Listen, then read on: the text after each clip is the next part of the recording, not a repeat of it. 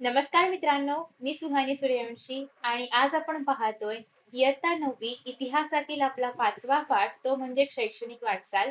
आणि त्या पाठाचा हा आपला लास्ट पार्ट असणार आहे आणि आता आपण हा चॅप्टर संपवणार आहोत फायनली.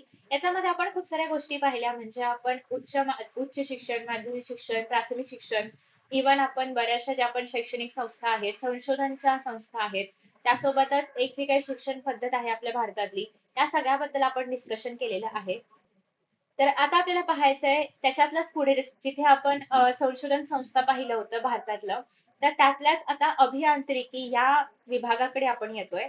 अभियांत्रिकी म्हणजे काय? इंजिनिअरिंग, ज्याला आपण अभियांत्रिकी म्हणतो. बऱ्याच जणांचं तुमच्यापैकी स्वप्न असेल की IIT मध्ये वगैरे जायचं आहे. तर या सगळ्या अभियांत्रिकी मधल्या संस्था येतात आणि त्याच्याबद्दल आता आपण बघतोय. Let start. 1951 मध्ये पश्चिम बंगालमध्ये खरगपूर येथे भारतातील पहिली इंडियन इन्स्टिट्यूट ऑफ टेक्नॉलॉजी म्हणजेच IIT या संस्थेची स्थापना करण्यात आली.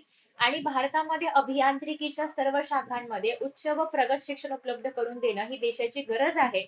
आणि खरं तर आपण असं म्हणूया की सगळ्याच क्षेत्रांमध्ये उत्तमोत्तम दर्जाचं शिक्षण प्राप्त करून देणं गरजेचं आहे.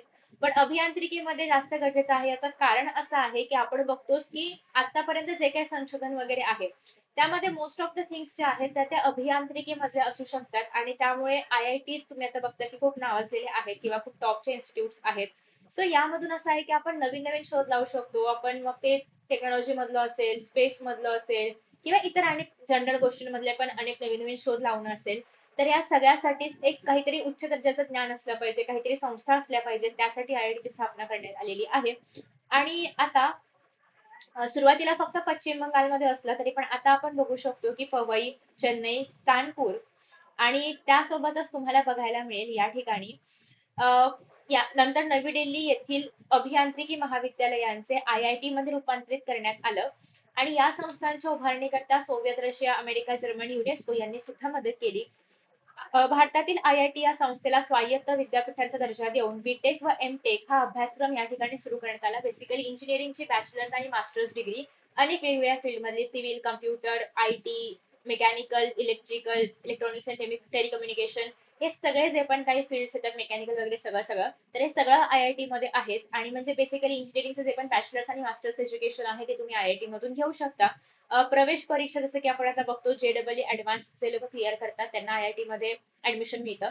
सो प्रवेश परीक्षांद्वारे त्या ठिकाणी ऍडमिशन मिळतं, प्रवेश मिळतो. माफक शुल्क आहे आणि विद्यार्थ्यांसाठी आरक्षण सुद्धा आहे. 1970 ते 80च्या दशकामध्ये या संस्थेतील विद्यार्थी मोठ्या प्रमाणामध्ये परदेशी जाऊ लागले. आणि त्यामुळे ब्रेन ड्रेन म्हणजेच काय की आपल्याकडे जे पण बुद्धिमत्ता होती IIT मधून जे मुलं पासआउट झाली होती त्यांनी खरं तर त्यांची बुद्धिमत्ताचा उपयोग भारताच्या विकासासाठी करणं अपेक्षित होतं. पण असं असू शकतं की त्यांना बाहेर चांगल्या ऑफर्स मिळाल्या किंवा मे बी त्यांना भारतापेक्षा बाहेर जास्त संधी मिळत असतील विकासाच्या वगैरे, त्यामुळे ते सध्या बाहेर जात असतील. म्हणजे अजूनही तुम्ही बघत असाल तर IIT ग्रॅज्युएट्सचं परदेशामध्ये जाण्याचं प्रमाण जास्त आहे. सो मग उच्च शिक्षित विद्यार्थी जेव्हा आपल्या देशामधून कम्प्लिटली किंवा पूर्णतः जेव्हा परदेशामध्ये जातात, तर तेव्हा असं होतं की मग आपल्याकडे ती जी बुद्धिमत्तावाले लोक आहेत ते नाही राहत. आणि त्यामुळे आपला जो विकास होणं अपेक्षित आहे तितका नाही होत आणि त्याला आपण बोलू शकतो ब्रेन ड्रेन. तर 1990 नंतर मात्र ही परिस्थिती बदलली आणि 1994 मध्ये गुवाहाटी आसाम, 2001 मध्ये रुडकी या ठिकाणी सुद्धा IIT ची स्थापना करण्यात आली. म्हणजे IIT चे अजून जे कॉलेजेस आहेत तर ते वाढवण्यात आलेले आहेत. ओके. आता त्यानंतर नेक्स्ट असं आहे की इंडियन इन्स्टिट्यूट ऑफ मॅनेजमेंट म्हणजेच IIM, ज्यांना MBA वगैरे करायचं असतं, ज्यांना बिझनेस मध्ये इंटरेस्ट आहे तर ते IIM करतात. IIT मधून उच्च दर्जाचे अभियंते तयार होऊ लागल्यावर कुशल दर्जाचे व्यवस्थापक म्हणजे मॅनेजमेंट क्षेत्रामध्ये म्हणजे MBA मध्ये बेसिकली ज्यांना डिग्री घ्यायची आहे तर ते लोक सुद्धा घडवले पाहिजेत. आणि यासाठी गुजरात सरकारने अहमदाबाद या ठिकाणी IIM ची स्थापना केली. अमेरिकेच्या हॉवर्ड बिझनेस स्कूल या संस्थेने वरील संस्थेच्या उभारणीमध्ये मदत केली. कोलकाता, बेंगलोर, लखनौ, कोझिकोडे, इंदूर आणि शिलाँग यासारख्या ठिकाणी सुद्धा IIM चे कॉलेजेस किंवा संस्था स्थापन करण्यात आली. Film and television institute of India या संस्थेत चित्रपट निर्मिती संदर्भामध्ये शिक्षण मिळतं. म्हणजे दिग्दर्शन कसं करायचं, संकलन कसं करायचं, अभिनय कसा करायचा, तर अशा चित्रपटांशी निगडीत ज्या पण गोष्टी असतात त्या सगळ्यांचं ज्ञान किंवा प्रशिक्षण या ठिकाणी दिलं जातं. आणि पुण्यामध्ये जे प्रभात फिल्म कंपनी आहे तर त्याचा वारसा या संस्थेला मिळालेला आहे. आता नेक्स्ट आहे ते म्हणजे NID म्हणजे national institute of design, NID. So 1961 मध्ये अहमदाबाद येथे औद्योगिक आरेखन म्हणजे इंडस्ट्रियल डिझाईन, आरेखन म्हणजे डिझायनिंग वगैरे आणि औद्योगिक म्हणजे इंडस्ट्रियल, तर या विषयाचे शिक्षण देण्यासाठी या संस्थेची म्हणजे NID ची स्थापना झाली. या संस्थेने 1963-64 मध्ये बेसिक डिझाईन, ग्राफिक डिझाईन, वस्तूंचे डिझाईन, व्हिज्युअल कम्युनिकेशन हे अभ्यासक्रम सुरू केले आणि या संस्थेने आकाशवाणी संच म्हणजे ट्रान्झिस्टर, गणक यंत्र म्हणजे आपले जे कॅल्क्युलेटर आहे तर ते, या वस्तूंचे आरेखन म्हणजे डिझाईन, इंडियन एअरलाइन्स व स्टेट बँक यांची बोधचिन्ह म्हणजे जे सिम्बॉल्स आहेत एअरलाइन्स आणि SBIचं, तर हे सुद्धा तयार करण्याचं काम नॅशनल इन्स्टिट्यूट ऑफ डिझाईन इथून करण्यात आलं होतं. म्हणजे किती मोठं यश आहे किंवा किती मोठी कामगिरी आहे हे आपण बघू शकतो. थोडंसं ते क्रॉप झालं, सॉरी. त्यानंतर नेक्स्ट असं आहे संशोधन संस्था. आता वैद्यकीय क्षेत्रामधल्या किंवा वैद्यक क्षेत्रामधल्या स्वातंत्र्योत्तर कालखंडामध्ये वैद्यकीय क्षेत्रामध्ये संशोधनासाठी 1949 मध्ये भारतातील किंवा भारतीय वैद्यकीय अनुसंधान परिषदेची म्हणजे ICMR ची स्थापना करण्यात आली आणि या संस्थेवरती देशामधली जी पण विद्यापीठं आहे, जे पण वैद्यकीय महाविद्यालय आहे, शासकीय म्हणजे गव्हर्नमेंटचे, बिगर शासकीय म्हणजे प्रायव्हेट संशोधन संस्था इत्यादी अनेक संशोधनासाठीचं काम करत असतात, सहकार्य करत असतात, मार्गदर्शन करत असतात. त्यासोबतच आर्थिक सहाय्य उपलब्ध करून देण्याची जबाबदारी सुद्धा यांच्यावर देण्यात आली.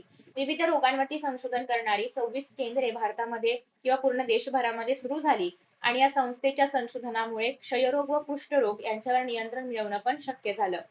या क्षेत्रातील प्रगत वैद्यकीय शिक्षण व संशोधनाला चालना देण्यासाठी all India institute of medical sciences म्हणजेच एम्स या संस्थेची पण स्थापना करण्यात आली.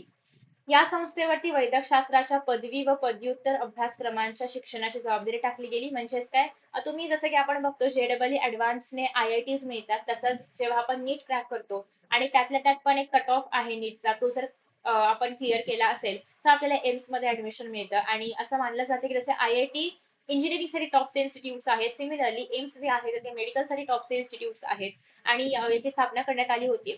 आणि पदवी म्हणजे MBBS असेल किंवा BMS असेल, BDS असेल, BHMS असेल, कुठलंही डॉक्टरचं शिक्षण असेल आणि पदव्युत्तर म्हणजे परत MDMS वगैरे करायचं असेल तर या सगळ्याचा अभ्यासक्रम एम्स मध्ये आहे.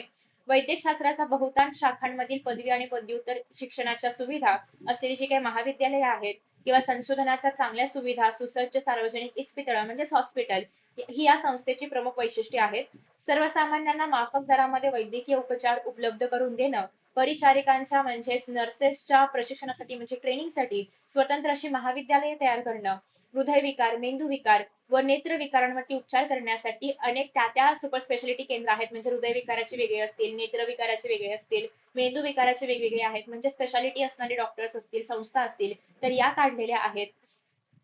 त्यासोबतच सरकारने वैद्यकशास्त्राचा अधिक विकास करण्यासाठीच आपण या ठिकाणी बघू शकतो की 1958 मध्ये मेडिकल काउन्सिल ऑफ इंडिया या संस्थेचं पण पुनर्गठन केलं, पुन्हा तयार करण्यात आली आणि या संस्थेवरती मग वैद्यकीय शिक्षणाच्या गुणवत्तेचे निकष म्हणजे वैद्यकीय शिक्षण जर घ्यायचं असेल तर आपण कसे म्हणजे काय कुठले क्रायटेरिया आपण फॉलो केलं असलं पाहिजे, काय निकष आहेत त्याचे, किंवा एखादं हॉस्पिटल पण सुरू करायचं असेल तर त्याचे काय निकष आहेत, एखादं नवीन वैद्यकीय महाविद्यालय सुरू करायचं असेल तर त्याचे काय निकष आहेत, तर याच्याशी रिगार्डिंग जी पण देखरेख तपासणी वगैरे असेल या सगळ्याची जबाबदारी टाकण्यात आली. माहित आहे का तुम्हाला आयुर्वेद असेल, निसर्गोपचार आहे, युनानी आहे आणि होमिओपॅथी आहे. तर या सगळ्या ज्या आहेत तर त्या चिकित्सा पद्धती संशोधन व विकास घडवून आणण्यासाठी 1969 मध्ये central council for research in Indian medicine of homeopathy या संस्थेची स्थापना यासाठी करण्यात आली होती. 1979 मध्ये या संस्थेचे विसर्जन करून 3 नव्या संस्था स्थापन करण्यात आल्या. त्यामध्ये पहिली आहे central council for research in Unani medicine, दुसरी आहे central council for research in homeopathy आणि तिसरं आहे central council for research in योग अँड नेचर क्युअर. तर याच्यामध्ये बेसिकली असं आहे की कुठलाही आजार तुम्ही बघितला असेल की योगशास्त्र प्रचंड मोठं आहे आणि भारतामध्ये त्याला खूप जास्त महत्व आहे, इनफॅक्ट भारताबाहेर सुद्धा. आणि योग किंवा नेचरोपॅथी किंवा नॅचरल ज्या पण गोष्टी आहेत त्याचा उपयोग करून पण आपण अनेक आजार बरे करू शकतो. त्याचे ज्या काही टेक्निक्स आहेत, जे काही वेगवेगळे तुम्हाला त्याच्या प्रोसेसेस बघायला मिळतील तर ते सगळं याच्यामध्ये शिकवलं जातं. या संस्थांकडे त्या चिकित्सा पद्धतीनुसार विविध रोगांवरती संशोधन, चाचण्या, औषधाच्या प्रमाणीकरणाची जबाबदारी वगैरे देण्यात आली की जर या सगळ्या गोष्टी असतील तर कसं म्हणजे कितपत कसं औषध दिलं पाहिजे किंवा काय केलं पाहिजे या सगळ्याचं संशोधन ह्याच्यामध्ये केलं जातं. नेक्स्ट आहे कर्करोग शिक्षण. Advance centre of treatment research and education in cancer he Tata memorial सेंटरची शाखा आहे, ज्या ठिकाणी बेसिकली कर्करोगांवरती उपचार केले जातात. आणि अगेन याच्यामध्ये जर असं असेल की आर्थिक परिस्थिती जर चांगली नसेल तरी पण या ठिकाणी मदत वगैरे केली जाते. त्याच्यामुळे कर्करोग्यांसाठी एक वरदान असलेली ही संस्था आहे. आणि कर्करोगासंबंधीच्या शिक्षणासाठी राष्ट्रीय स्तरावरती केंद्र म्हणून सुद्धा ही संस्था कार्यरत आहे. तर हे झालं कर्करोगाबद्दलचं. कर्करोग म्हणजे कॅन्सर. आता कृषी क्षेत्रामध्ये कशा पद्धतीने संशोधन संस्था आहेत, कारण आपण जर बघायचं म्हटलं तर आपला देश कृषीप्रधान देश आहे. ऑलमोस्ट 60% आपल्या देशामध्ये शेतीच केली जाते. आणि मग त्यामुळे त्याची गुणवत्ता वाढवणं हे खरं तर आपलं मेन काय म्हणतात आपण उद्देश असला पाहिजे. कारण जमिनीची म्हणजे बेसिकली माती सुपीक आहे की नाही, किंवा जमिनीचा पोत कसा आहे, कुठली बी बियाणे वापरली पाहिजेत, किंवा या हवामानामध्ये कुठल्या बियाणांचा उपयोग आपण केला पाहिजे जेणेकरून जास्तीत जास्त चांगल्या प्रकारचं पीक येईल किंवा चांगल्या गुणवत्तेचं पीक येईल वगैरे. या सगळ्याचे संशोधन जर आपण केले ना तर शेतीमध्येच आपण खूप सारी ऍडव्हान्स गोष्टी अजून आणू शकतो किंवा ऍडव्हान्स टेक्नॉलॉजीचा उपयोग आपण करू शकतो. तर भारतामध्ये कृषी क्षेत्रामधील संशोधन 1905 मध्ये सुरू झालं. आणि भारतीय कृषी संशोधन संस्थेला म्हणजे इंडियन ऍग्रिकल्चरल रिसर्च इन्स्टिट्यूट 1958 मध्ये विद्यापीठाचा दर्जा देण्यात आला. म्हणजे या ठिकाणी शिक्षण सुद्धा घेतलं जातं आणि संशोधन पण केलं जातं. कृषी क्षेत्राचा विकास, संशोधन, सुसज्ज अशा प्रयोगशाळा, सुसज्ज म्हणजे ऍडव्हान्स प्रयोगशाळा, किंवा सगळ्या सगळ्या उपकरण असणारी प्रयोगशाळा. मृदाशास्त्र म्हणजे मातीचं काय शास्त्र आहे, कुठली माती सुपीक आहे, कुठल्या मातीमध्ये कुठलं रसायन वापरलं पाहिजे किंवा बेसिकली कुठलं खत वापरलं पाहिजे. कृषिशास्त्र, आर्थिक वनस्पतीशास्त्र इत्यादी विभागांद्वारे विद्यापीठाचं जे कार्य आहे तर ते सुरू झालं. ठीक आहे. त्यानंतर नेक्स्ट आहे या संस्थेच्या नवी दिल्ली येथील मुख्यालयामध्ये ग्रंथालय आहे. आणि हे जे ग्रंथालय आहे तर ते देशामधलं सगळ्यात मोठं असं कृषी विषयक ग्रंथालय आहे. गहू, कडधान्य, गळीताची पिके, भाजीपाला अशा अनेक गोष्टींवरती संशोधन या ठिकाणी सुरू झालं. त्यानंतर पुढे असं आहे की या संस्थेमध्ये सगळ्यात महत्वाची जी कामगिरी आहे तर ती ओके कुठे होतो आपण. हा, एका वर्षामध्ये एकाहून अधिक पिके घेण्याच्या पद्धतीविषयी मूलभूत संशोधन सुरू झालं. म्हणजे एका वर्षामध्ये फक्त एकच पीक नाही, तर ते पीक काही कालावधीसाठी असेल. नंतर असं कुठलं तरी पीक घ्यायचं की जे आतापर्यंत जमिनीची सुपीकता कमी झाली ते वाढवेल किंवा त्यालाच जास्त जमिनीला जास्त त्रास नाही देणार असं मला पीक घ्यायचं. असं करत करत कुठली पिकं आपण घेऊ शकतो या सगळ्याचा अभ्यास करणं. तर हे सगळं काही या संशोधन केंद्रामध्ये केलं जातं. तर या पाठामध्ये आपण म्हणजे या चाळीच्या पाठामध्ये आपण आर्थिक विकास पाहिला, याच्यामध्ये आपण शैक्षणिक वाटचाल पाहिली. आणि नेक्स्ट पाठामध्ये आपण महिलांविषयीचे जे काही कायदे आहेत किंवा स्त्रियांचे योगदान असेल किंवा अन्य जे पण दुर्बल घटक आहेत तर या संदर्भात शासनाने कोणती धोरणं राबवलेली आहेत, कोणत्या योजना राबवलेल्या आहेत, हे सगळं आपल्याला पुढच्या पाठामध्ये पाहायचंय. आय होप की तुम्हाला हा व्हिडिओ आवडला असेल. आणि या ठिकाणी फायनली आपला हा जो पूर्ण मोठ्याच्या मोठा पाठ आहे तर तो संपतोय. Thank you so much for watching this video. And तुम्हाला जर माहिती असेल तर या ठिकाणी आपण 5 चॅप्टर्स कव्हर केलेले आहेत. म्हणजे ऑलमोस्ट जो आपला सेमेस्टर एक्झामचा सिलेबस आहे तो आपण या ठिकाणी संपवतोय. आणि ऑलरेडी इतिहासामधले पाठ तर झाले आहेतच, पण राज्यशास्त्रामधले पण बरेचसे पाठ मी कंप्लीट केलेले आहेत. आता आपण भूगोलाची सिरीज सुरू करणार आहोत आणि तुम्ही किती एक्साइटेड आहात हे मला नक्की सांगा.